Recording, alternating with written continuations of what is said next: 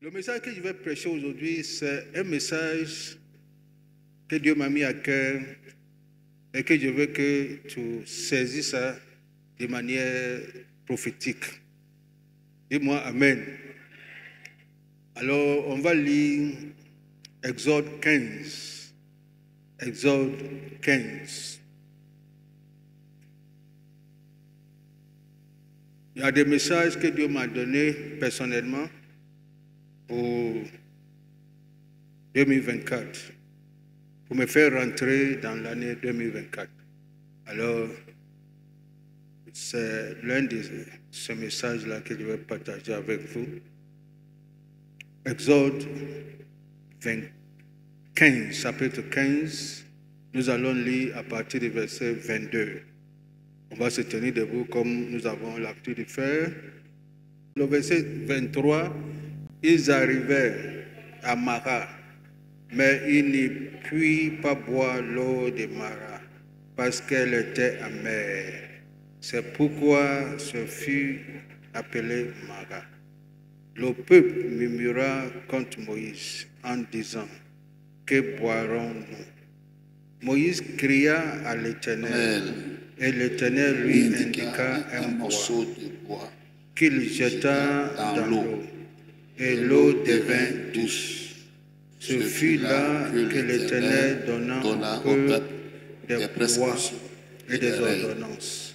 Et ce fut là qu'il le mit à l'épreuve. Verset 26, il dit, si tu écoutes attentivement la voix de l'Éternel ton Dieu, si tu fais ce qui est droit à ses yeux, si tu prêtes l'oreille à ses commandements, et si tu observes toutes ses lois, je ne te frapperai d'aucune des maladies dont j'ai frappé les Égyptiens, car je suis l'Éternel qui te guérit. Au verset 27, il arriva à Élim, où il y avait 12 sources d'eau et 68 palmiers. Ils campèrent là, près de l'eau. Je vais encore lire et tu me suis seulement. Vous y êtes? Amen. Moïse fit partie, verset 22, Moïse fit partie Israël de la mer, il prit la direction du désert du Chaud. Et après 3 journées de marche sans le désert, il n'y trouvait point d'eau. Il faut souligner ça. Il n'y trouvait point d'eau.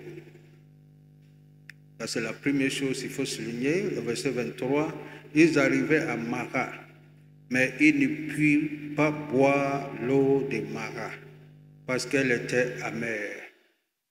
Ça, c'est ce qu'il faut aussi souligner. La première étape, ils n'ont pas trouvé de l'eau, n'est-ce pas? La deuxième étape, ils ont trouvé l'eau, mais c'était amer. Ils arrivaient à Mara, mais ils ne purent pas boire l'eau de Mara parce qu'elle était amère. C'est pourquoi ce lieu fut appelé Mara. 24, le peuple murmura contre Moïse en disant, que boirons-nous? Moïse, verset 25, Moïse cria à l'Éternel, et l'Éternel lui indiqua un bois qu'il jeta dans l'eau, et l'eau devint douce. Ça, c'est la troisième étape. La première étape, il n'y avait pas d'eau. Deuxième étape, il y avait de l'eau, mais l'eau était amère. La troisième étape, l'eau devint douce. Merci. Ce fut là que l'Éternel donna au peuple des lois et des ordonnances. Et ce fut là qu'il le mit à l'épreuve. Le verset 27, je saute. Ils arriva à Élim. Tout le monde dit Élim. Alors, le thème de mon message, c'est que ta prochaine escale, c'est Élim. Dis à quelqu'un, ta prochaine escale, c'est Élim. Ta prochaine escale, c'est Élim. Ils arrivaient à Élim, où il y avait, aide-moi, 12 sources d'eau et 70 palmiers. Ils campaient là, près de l'eau. Prions. Seigneur, merci pour ta parole. Parle-nous, inspire-nous et amène-nous à notre prochaine escale, à Elim, dans le nom puissant de Jésus. Amen. Dis Amen. Merci, veuillez vous asseoir, excellent enfant de Dieu. Ici, ensemble, nous avons vu 4 étapes, n'est-ce pas? 4 étapes. Israël vient de traverser la mer Rouge. Un miracle inédit, sans pareil. Tout le peuple a traversé la mer Rouge. Incroyable. L'armée égyptienne a été engloutie. C'est la main de Dieu. Et c'est ce que Dieu fera pour toi cette année. Chaque mer rouge, la mer rouge elle-même ouvrira ses bras pour que tu traverses. Il n'y aura pas d'obstacle. Dis-moi Amen. Et maintenant, le peuple a traversé, le peuple a soif. Et le peuple cherche de l'eau. Ils ont marché pendant 3 jours à la recherche de l'eau. Et la Bible dit, on y va ensemble, la Bible dit, ils n'ont pas trouvé l'eau. Ils n'ont pas trouvé l'eau. Ça, c'est la première étape. L'eau peut représenter beaucoup de choses pour beaucoup de personnes. Ils n'ont pas trouvé l'eau.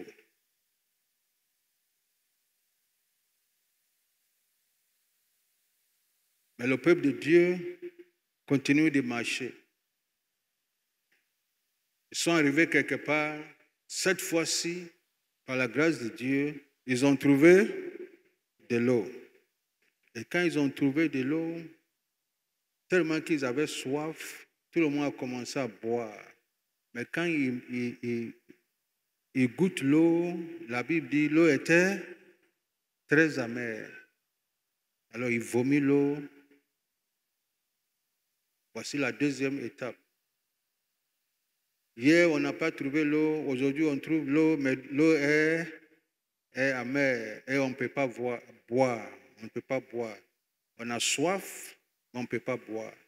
On veut boire, mais on ne peut pas boire. Tellement que l'eau est amère. Et Moïse, Dieu va lui montrer un morceau de bois. Quand Dieu lui a montré le morceau de bois, Dieu n'a pas dit à Moïse ce qu'il devrait faire avec le morceau de bois. Si on a bien suivi la lecture, c'est Moïse lui-même qui prend ce morceau de bois et Moïse jette le morceau de bois dans l'eau. Et automatiquement, de manière miraculeuse, l'eau change de goût. N'est-ce pas merveilleux? L'eau change de goût. Mais quel est ce morceau de bois? Que peut représenter ce morceau de bois? Beaucoup de prédicateurs, quand ils nous prêchent, ils disent que typologiquement, le morceau de bois représente la croix et quelle que soit l'amertume que nous avons, et quelle que soit la situation que nous avons, ça peut être amer. Mais chaque fois que Jésus rentre dedans, ça change. Que ce soit le mariage, que ce soit les affaires, que ce soit les études, chaque fois qu'on applique Jésus, tout change. Dis-moi Amen. Et voici la troisième étape. L'eau qui était amère est devenue douce. Est devenue douce. Ça veut dire que scientifiquement parlant aussi, Dieu, à partir de ce miracle-là, est en train de nous dire qu'on peut transformer une eau ordinaire à une eau minérale. Est-ce que vous voyez? À une eau minérale. Alors, Dieu était en train d'établir des bases scientifiques pour beaucoup de choses. On se communique. Chaque miracle que Dieu fait, chaque miracle que Dieu fait a un sens prophétique, il y a aussi un sens scientifique. Vrai ou faux? On n'a pas le temps, sinon j'allais vous donner l'exemple. Quand Dieu a plongé Adam dans un sommeil profond, ce miracle-là aussi, Dieu avait dans l'esprit un volet scientifique que plus tard, on va parler d'anesthésie, n'est-ce pas? Où on plonge les gens, n'est-ce pas? Pour pouvoir traiter les gens. Chaque miracle que Dieu fait, il y a aussi un volet scientifique. Dieu établit des bases. Même la traversée de la mer Rouge, c'est ce que Dieu a fait selon sa puissance. Mais aujourd'hui, il y a des tunnels, non? Il y a des tunnels, non? Aujourd'hui, on traverse la mer toujours. Alors, quand le chrétien lit la Bible, il ne doit pas simplement voir le volet prophétique. Il faut aussi voir le volet scientifique, surtout la jeunesse. Mais tout cela, ce n'est pas ce qui nous intéresse. Ce qui nous intéresse aujourd'hui, c'est la 4e dimension. Dis après moi la 4e dimension. La première dimension, il n'y avait pas d'eau. La deuxième, il y en avait, mais l'eau était amère. La troisième, l'eau est devenue douce. Mais l'eau qui est devenue douce, ce n'était pas suffisante. Est-ce que vous voyez? Maintenant, on va dans la 4e, on va à Élim. Dis à quelqu'un, on va à Élim. Cette année, Dieu va t'amener à Élim. Quelle que soit ta dimension, tu peux être dans la première dimension où il n'y avait pas d'eau, où tu n'as pas d'eau. Tu peux être dans la deuxième dimension où tu as de l'eau, mais ton eau là n'est pas buvable, malheureusement. Tu n'es pas différent de celui qui n'avait pas d'eau, n'est-ce pas? Troisième dimension, l'eau là est devenue douce. Ton eau deviendra douce. Mais l'eau là est douce, mais c'est une petite rivière face à 600 000 hommes, sans compter des hommes, sans compter des femmes et des enfants et leurs animaux. Parce que ce n'est pas simplement les hommes qui ont soif, les animaux aussi avaient soif. Alors Dieu va t'amener à Élim. Oh, j'attendais Amen. Dieu va t'amener où?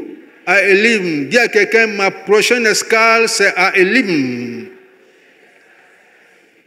Tu es à Mara, ce n'est pas ta destination finale. Tu es à Mara, ce n'est pas ta destination finale. Mara, c'est une situation amère. Un jour, Naomi a dit, quand Naomi a expérimenté une situation amère, son mari est mort, ses 2 enfants sont morts, Machelon et Quilon sont morts, elle a tout perdu, elle est rentrée dans son pays, elle dit, ne m'appelle plus Naomi, appelle-moi Mara, parce que Dieu n'a pas bien traité avec moi, selon elle, appelle-moi Mara, parce que ma vie est devenue amère. C'est vrai qu'elle-même se dit, appelle-moi Mara, ma vie est devenue amère. Mais Dieu, par sa même puissance, a changé sa vie qui était amère à une vie douce. En donnant sa belle-fille à Boaz et en donnant un enfant à Ruth, n'est-ce pas? Et Naomi devient une grand-mère, et l'enfant que Dieu a donné à Ruth, Obed, est devenu arrière-grand-père de qui? De Jésus-Christ. Il était le arrière-grand-père de David. On se communique, non? Dieu a changé cette vie amère en une vie douce. C'est ce que Dieu fera pour toi. Aujourd'hui même et dans cette saison de vagues, c'est ce que Dieu fera pour toi. Mais au-delà de ça, Dieu va t'amener où? Dieu va t'amener où? À Élim. Je veux que tu cries Élim. Encore une fois, dis à ton prochain, ton voisin, ma prochaine escale, c'est Élim. C'est Élim. Quand tu es dans l'avion, tu as ta destination finale. Et il y a des escales, comme vous le savez. Il y a des escales. Tu vas aux États-Unis, tu quittes la Côte d'Ivoire, ça dépend des avions que tu prends. Si c'est Air France, ton escale, c'est où? C'est à Paris, n'est-ce pas? C'est à Paris. Même aux États-Unis, ça dépend de l'état où tu t'en vas. Si tu t'en vas quelque part à Virginie, ton escale peut être à Newark ou bien à New York. On se communique, non? Alors, à partir d'ici là, Dieu a une escale pour toi. Et prophétiquement parlant, l'escale que Dieu a pour toi, ce n'est pas Mara. C'est Élim. Crie encore Élim. Maintenant, Élim, il ne faut pas oublier, on est dans le désert, n'est-ce pas? On est dans le désert. Entre Mara et Élim, ce n'est pas loin. Après, les théologiens vont nous donner les kilométrages.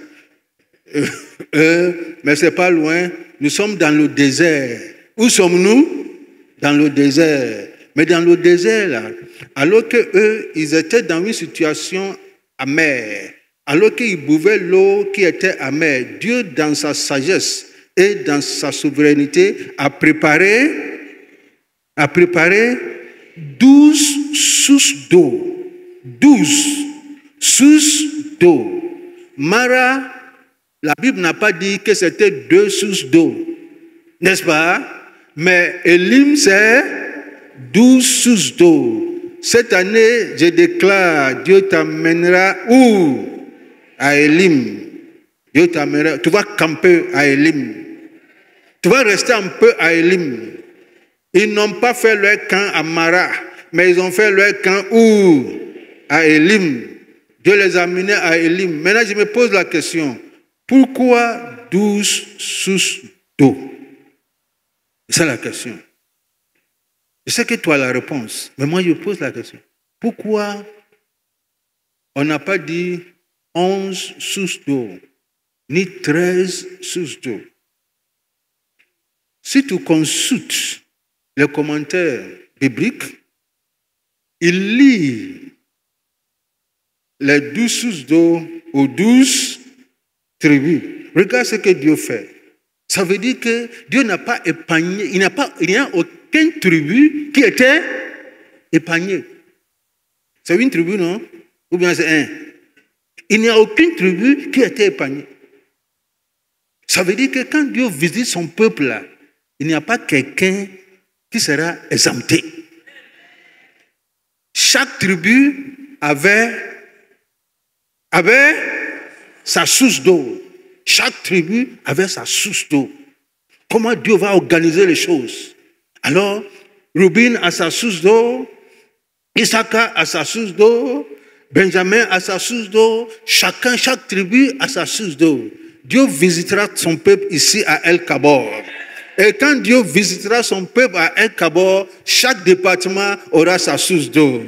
Chaque famille aura sa source d'eau. Chaque ministère aura sa source d'eau. Parce que quand Dieu visite un peuple, Dieu n'épargne personne. Tout le monde bénéficiera de la puissance de Dieu. Laisse-moi te poser la question. Si ils avaient 1000 tribus, il y aurait combien de sources d'eau? 1000. S'ils avaient 3 tribus, il y aurait combien de sources d'eau? Ça veut dire que la seule personne qui peut limiter Dieu, c'est qui? C'est qui? C'est toi-même. C'est toi-même. Cette année, ouvre ta bouche grandement. C'est ce que le psalmiste dit. Ouvre ta bouche et je la remplirai. Ouvre ta bouche. Attends-toi quelque chose de grand de la part du Seigneur. Et il fera 12 sources d'eau. Il ne faut pas oublier que nous sommes dans le désert. Dans le désert, c'est un lieu aride. Ça veut dire que s'il y a une source, une rivière, ça devrait être sèche. N'est-ce pas? Parce que nous sommes dans le désert. Même dans le désert, Dieu pourvoit. Je suis là pour dire à quelqu'un, même dans le désert, maman, Dieu, il pourvoit, même dans le désert. Même dans le désert, cette fois-ci, on a trouvé de l'eau. Cette fois-ci, l'eau n'est pas amère. Cette fois-ci, ce n'est pas simplement une source, mais c'est 12 sources. El Kabor, attendez-vous à un miracle inattendu. Attendez-vous à un miracle inhabituel.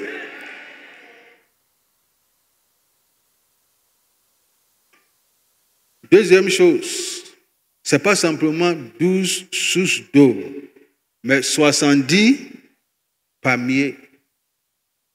70 palmiers. Dis après moi 70 palmiers. 70 palmiers. Élim. Nous sommes dans le désert et voici les palmiers verdoyants. Voici les palmiers pleins de sève. Même dans le désert, c'est incroyable.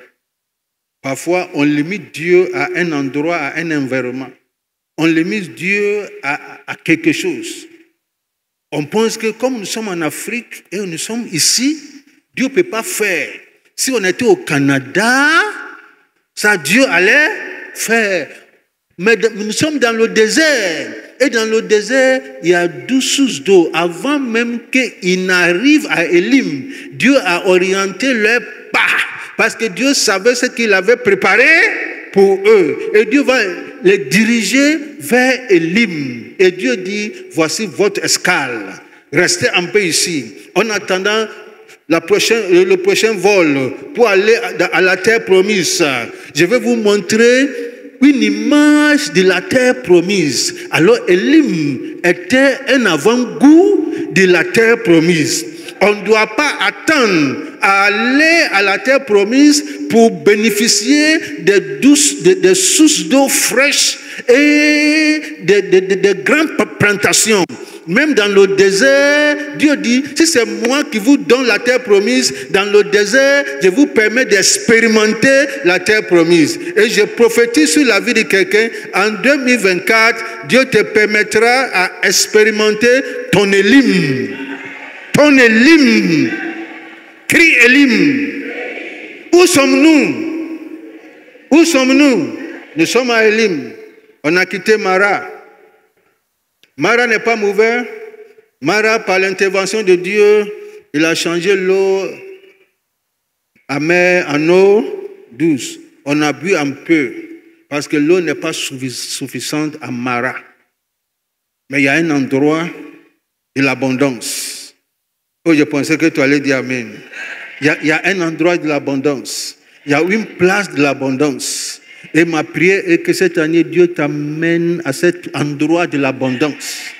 Alors que tout le monde est dans le désert. Alors que c'est la même situation. Est-ce que vous voyez? C'est le même pays, la même situation. Mais toi, tu as quitté le lieu où tu n'avais pas d'eau.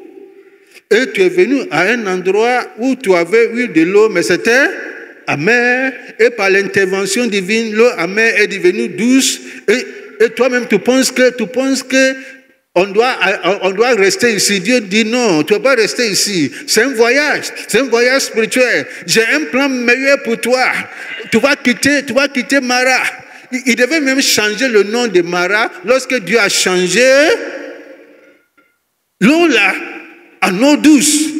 Mais ils appelaient toujours là-bas Mara. Dieu dit, il n'y a pas de problème. Suis-moi seulement.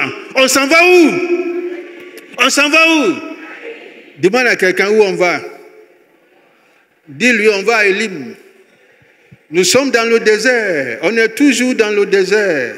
Mais cette fois-ci, voici, même dans le désert, Dieu pourvoit. Même dans le désert, on voit 12 sources d'eau fraîches. Et eux tous ont bu. 600 000 hommes, sans compter les femmes et les enfants. Si tu les mets tous ensemble là, on est à peu près 2 millions. Ils ont tous bu. Les animaux aussi ont bu. Mais les sources d'eau là n'ont pas diminué. Ces sources d'eau là est là. C'est la provision divine. Je prophétise la provision divine sur cette maison. Je prophétise la provision divine dans la vie de chaque membre. Dis encore Elim. 70 palmiers. Maintenant, je me pose la question, pourquoi 70? Parce que dans la vie, quand tu lis la Bible, il faut te poser la question, n'est-ce pas? Pourquoi 70? Dis encore 70. En Exode 1, le verset 15, le verset 5, les personnes issues de Jacob étaient au nombre de, aide-moi, 70 en tout. Joseph était alors en Égypte. Suis-moi bien. Tous ceux qui étaient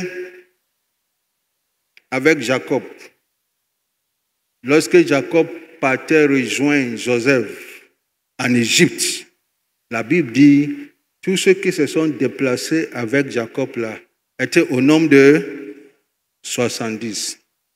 Dieu n'a pas compté Joseph et ses enfants. Tout le monde sait que Joseph avait 2 enfants, n'est-ce pas? Qui est qui? Manassé et Ephraïm. Dieu ne les a pas comptés. Ceux qui se sont déplacés étaient 70. Dis encore 70. 70, c'est un chiffre de croissance. C'est un chiffre de croissance. En Deutéronome 10, le verset 22, la Bible dit que tes parents ont quitté l'Égypte, sont allés en Égypte au nombre de 70. Et aujourd'hui, l'Éternel les a multipliés à l'image des étoiles des cieux. Est-ce que je peux prophétiser? C'est ce que Dieu va faire à Ikabor. Dieu va, malgré le nombre avec qui on a commencé, Dieu va multiplier cette église. Un jour viendra, on ne peut pas compter l'église en personnes. On va compter l'église en départements. Parce que quand on compte en personnes, on ne peut pas compter. Alors on dit, on a 20 départements et toi-même tu fais le reste. On se communique ou bien on a 100 cellules. Comme on a 5 cellules, chaque cellule fait à peu près tel nombre de personnes et ça te permet d'avoir une idée. Parce qu'on ne peut pas compter 1. Dieu dit, tes pères descendaient en Égypte au nombre de, oh, dis ça haut et fort, au nombre de 70. Et maintenant, l'Éternel, ton Dieu, a fait de toi une multitude. On ne peut pas compter. Une multitude. Pareil aux étoiles des cieux. 10, 70. Alors, Dieu ne fait rien par hasard. Dieu n'a pas montré 65 palmiers. Et Dieu n'a pas montré 75 palmiers. Il a montré 70 palmiers. On se communique? C'est un chiffre de croissance. Un jour, le ministère de Moïse va prendre une ampleur. Et Moïse va dire au Seigneur, moi seul, je ne vais pas gérer cette affaire. J'ai besoin d'une équipe pour me soutenir. Sinon, Moïse même dit, sinon, tue-moi. Dieu dit non. Rassemble-moi, aide-moi. Rassemble-moi combien de personnes? 70 hommes. Dis 70.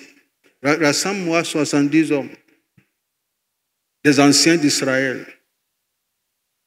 À la tente d'assignation. Et je viendrai. Je prendrai l'esprit qui est sur toi et je leur communiquerai. J'aime ce que Dieu a dit. Dieu n'a pas dit que je leur donnerai mon esprit. Mais Dieu dit, je prendrai mon esprit qui est sur Moïse, sur le leader, et je le communiquerai aux 70. Et ils vont porter la charge avec toi. C'est un filet élargi. Il ne faut pas oublier, Jacob avait 12 enfants. Vrai ou faux? Jacob avait 70, si tu veux, enfants et petits-enfants. On se communique, non? Suis-moi bien. Sur le plan biologique. Sur le plan ministériel, Moïse aussi avait 12. Les 12 là sont des représentants des tribus, n'est-ce pas? Qui l'assistaient. Mais quand le ministère va prendre une ampleur plus grande que ce que les 12 pouvaient faire, Dieu dit à Moïse, rassemble-moi combien de personnes? 70 personnes. Alors Moïse avait 12, il avait 70. Il y a la continuité apostolique. Jésus avait 12, n'est-ce pas? Vrai ou faux?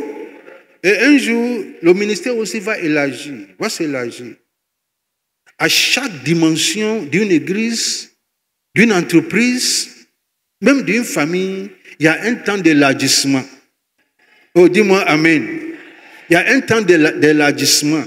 Et dans ce temps-là, Dieu t'envoie à Élim pour te montrer 12 sources d'eau et 70 palmiers. Pourquoi? Parce que palmier représente la croissance. Vrai ou faux? La Bible dit que le juste, il croîtra comme un palmier. Le palmier représente la croissance. Le palmier, c'est un arbre dont chaque aspect est utile. Si nous-mêmes, on était à Élim, là, nous les Africains, on était à Élim, là, ce qui nous intéressait même là, ce n'est pas l'eau seulement. C'est le bangui qui va sortir du palmier, là. 70 palmiers, quand même.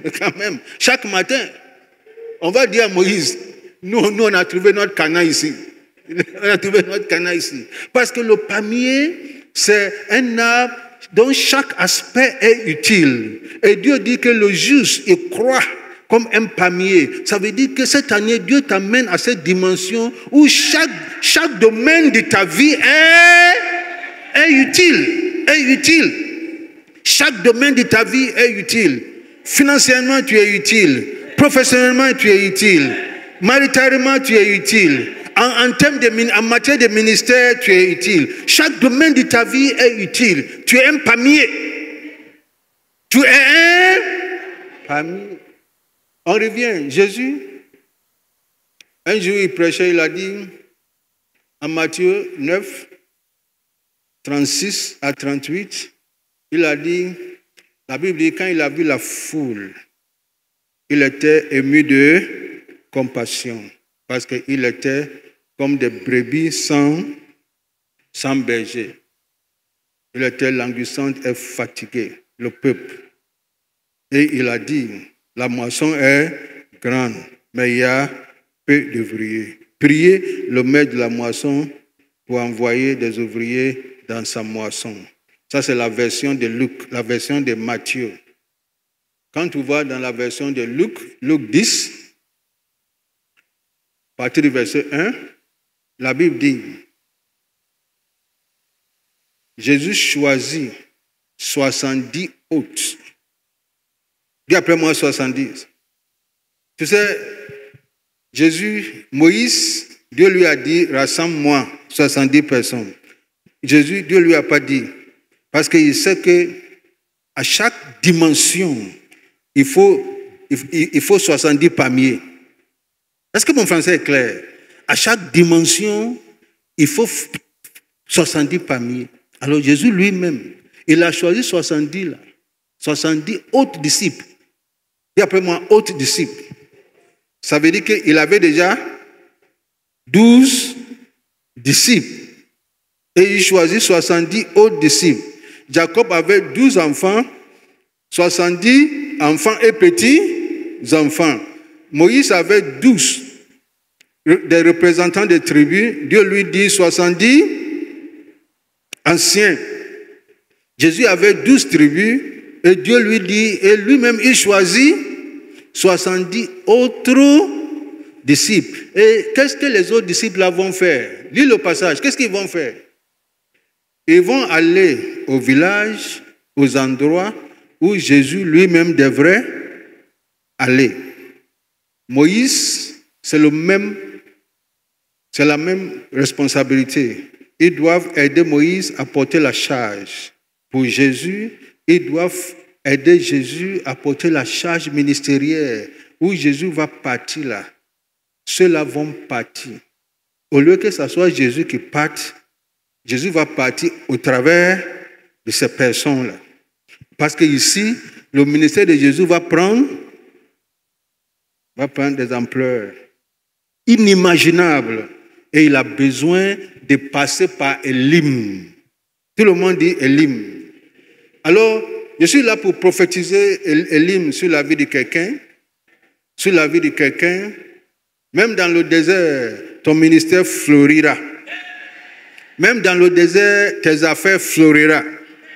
Alors que les gens pleurent en parlant de l'eau qui est amère. Alors que les gens pleurent en parlant de l'eau qui n'existe pas. Alors que les gens pleurent, toi tu dis que nous on est à Élim. Nous sommes à Élim.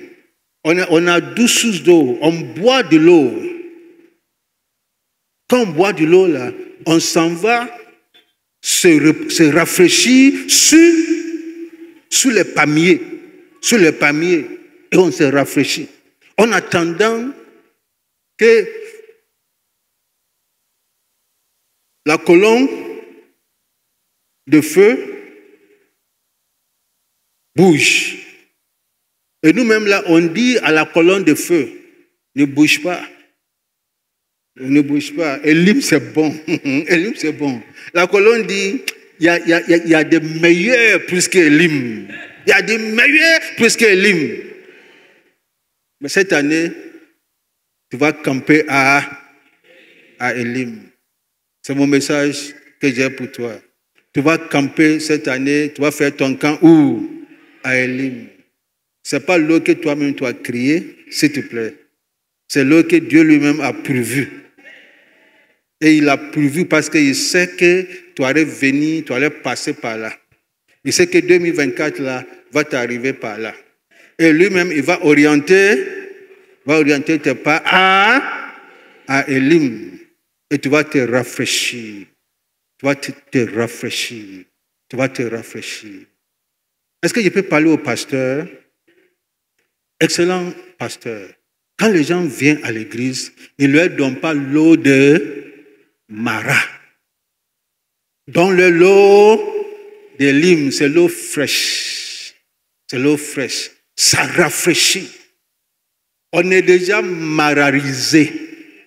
Il faut nous démarariser, s'il te plaît. Il ne faut pas nous mettre on est déjà coupable. On cherche quelqu'un qui va enlever cette culpabilité-là. Parce que la Bible dit qu'il n'y a plus de condamnation en ceux qui sont en Christ. Je viens boire l'eau de Élim. J'ai dépassé Mara. J'ai dépassé Mara. Si c'est l'eau de Mara que tu vas me donner, mets le bois dedans. Mets le bois dedans. Change le goût de l'eau avant de me donner. Sinon, je suis déjà amer. J'ai quitté la maison là amer. J'ai fait palabre même avec lui ou bien avec elle avant de venir.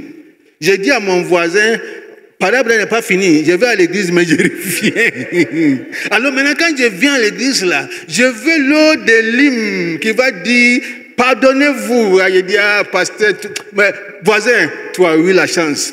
Quand je suis allé à l'église là, on m'a donné l'eau d'Élim. Quand j'ai bu là, on m'a dit de me pardonner.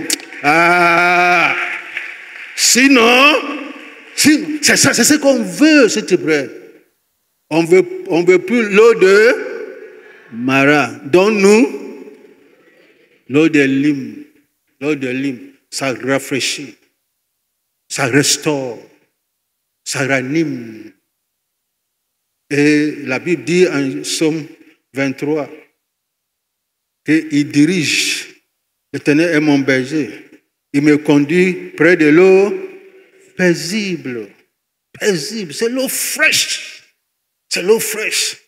C'est la provision de Dieu. C'est l'eau fraîche. Quand tu bois, tu fais... Tu sais que tu as bu l'eau de la parole. L'eau de la parole. Est-ce qu'il peut parler aux anciens? Il peut parler aux anciens? C'est vous qui représentez les 70 palmiers. Quand les fidèles viennent, ils n'ont qu'à venir s'abriter sur vos hommes. Ils n'ont qu'à se ravitailler sur vous.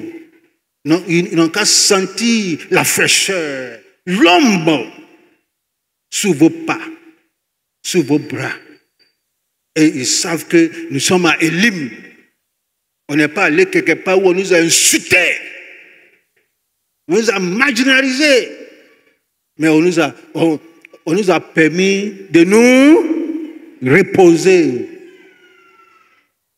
sous l'abri, pas de très haut, mais sous l'abri des 70 palmiers anciens. Église et Élim. C'est là où il y a des sources d'eau. Chaque mois, Dieu nous donne une source, n'est-ce pas, pour ces 12 mois. Et nous représentons les palmiers. Et chaque palmier doit croître. Chaque palmier doit croître. Ça veut dire quoi? Ça veut dire que chaque personne ici, à la fin de l'année, tu dois au moins gagner. Au moins, combien de personnes? Au moins une personne. Où on peut dire que Accidenta, voici son disciple. Parce que le palmier, le juste croit comme palmier. Je vais prier pour toi, j'ai fini, c'est ce que Dieu veut que je te communique. Où sommes-nous? Où sommes-nous? Où est l'église? À Élim.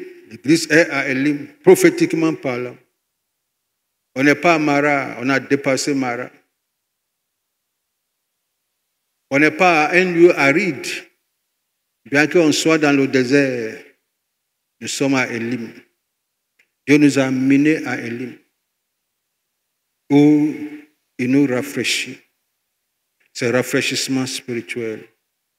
C'est le réveillement spirituel, où il nous nourrit spirituellement.